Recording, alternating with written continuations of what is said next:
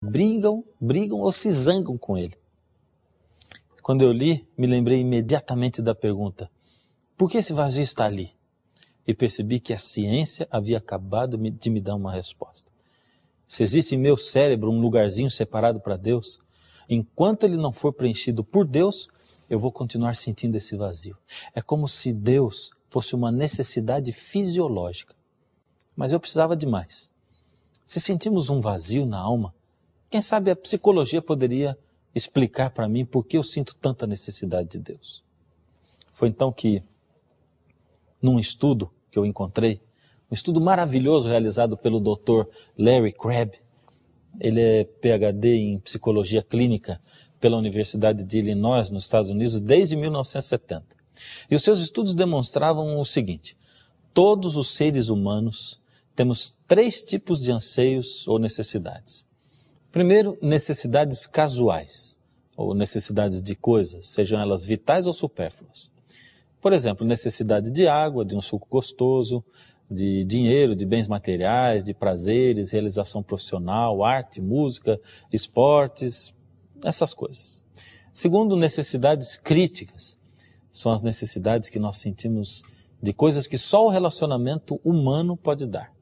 Por exemplo, necessidade de sermos amados e respeitados por outros seres humanos, como pelo cônjuge, por nossos filhos, amigos, etc.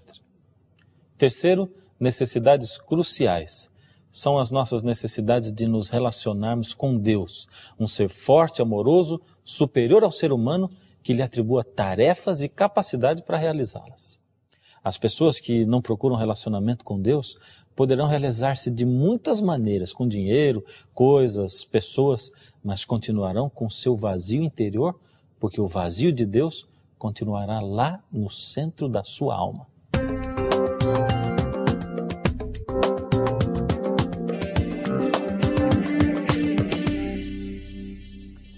Quero contar para você uma história real, mas vou usar nomes fictícios.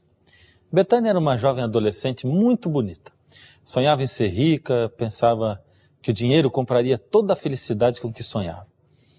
Cresceu e saiu feito louca em sua busca desenfreada pelo que ela achava que era felicidade. Casou-se muitas vezes. Procurou nos casamentos saciar suas necessidades de coisas, de pessoas, de tudo. Mas como sempre faltava alguma coisa, vinha então uma nova tentativa. Pulava de relacionamento em relacionamento, mas nada preenchia a sua vida vazia. Foi exatamente a essa altura que aconteceu algo que marcou a vida dela para sempre. Você gostaria de saber o que aconteceu? Em primeiro lugar, seria bom nós nos situarmos quanto ao tempo e lugar.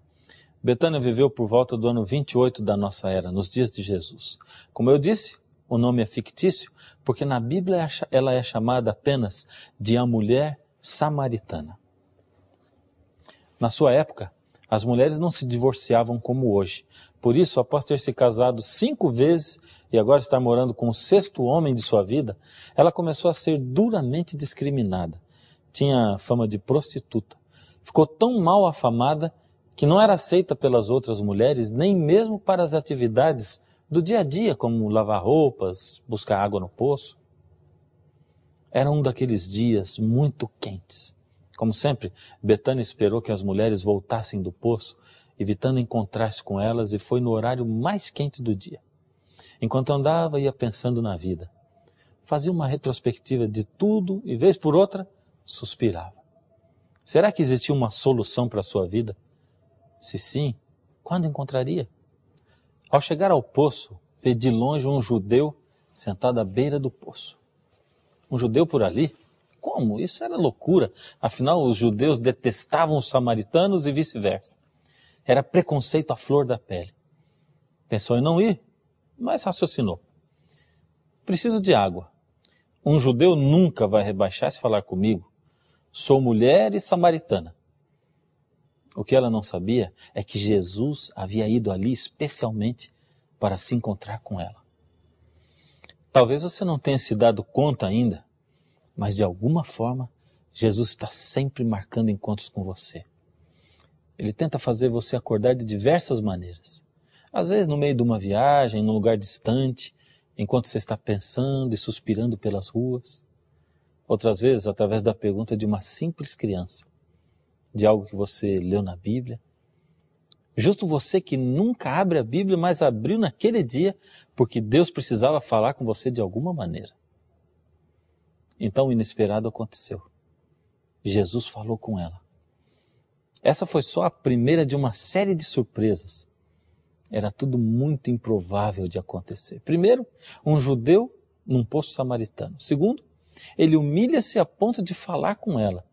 Terceiro, humilha-se ainda mais e pede a ela um pouco d'água.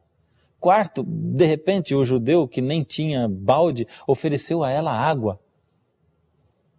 Veja como ele diz. Está em João, no capítulo 4, no verso 10. Se você soubesse quem é o que te pede, dá-me água, tu lhe pedirias e ele lhe daria água viva. Aquele homem tinha alguma coisa especial. Ele devia ser, no mínimo, um profeta. O jeito dele falar, os seus modos. De repente o Senhor diz, lá no verso 13, quem beber dessa água voltará a ter sede. Aquele, porém, que beber da água que eu lhe der, nunca mais terá sede. Porque nele se fará uma fonte a jorrar para a vida eterna. Quando Jesus percebeu o que estava acontecendo com ela, foi no fundo da alma e revelou-se, pedindo que ela desse um pulo no escuro. João 4, 25 e 26 diz o seguinte: eu sei, respondeu a mulher, que há de vir o Messias, chamado Cristo. Quando ele vier, nos anunciará todas as coisas. Disse-lhe Jesus, eu sou o que falo contigo.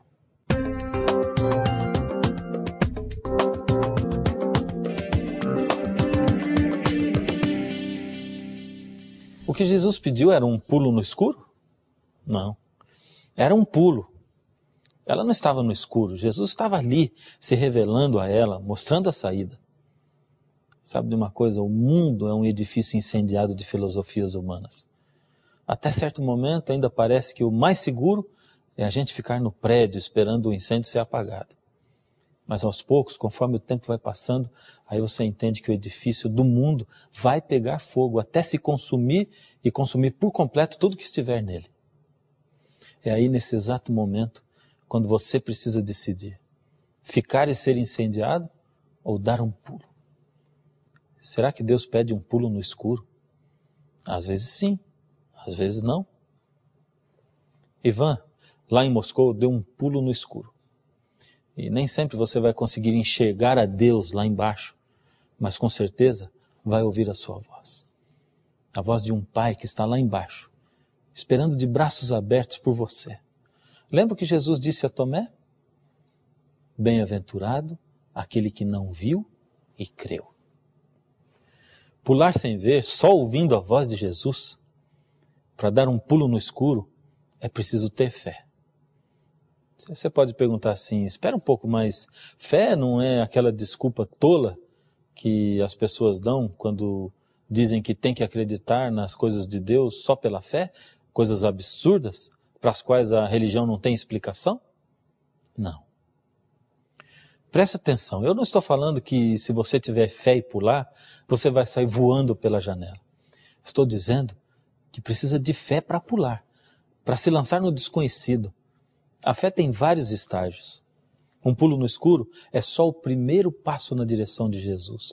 É uma fé inicial, suficiente apenas para pular, não para voar.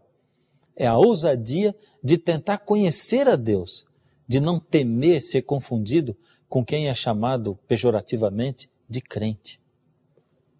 A briga da minha mãe comigo sempre foi, como é que você diz que não gosta de berinjela se nunca provou? Em geral, a grande maioria das pessoas que dizem não acreditar em Deus, nunca procuraram a Bíblia para tentar esclarecer as suas dúvidas. Se nos 3 estágios da fé, o primeiro se chama um pulo no escuro, então o segundo a gente poderia chamar de caindo na graça e o terceiro aprendendo a voar sem asas. Quer saber o que aconteceu com a Betânia? A Bíblia diz, quanto a mulher deixou o seu balde e foi à cidade e disse àqueles homens, vinde ver de um homem que me disse tudo quanto tenho feito. Será este, porventura, o Cristo?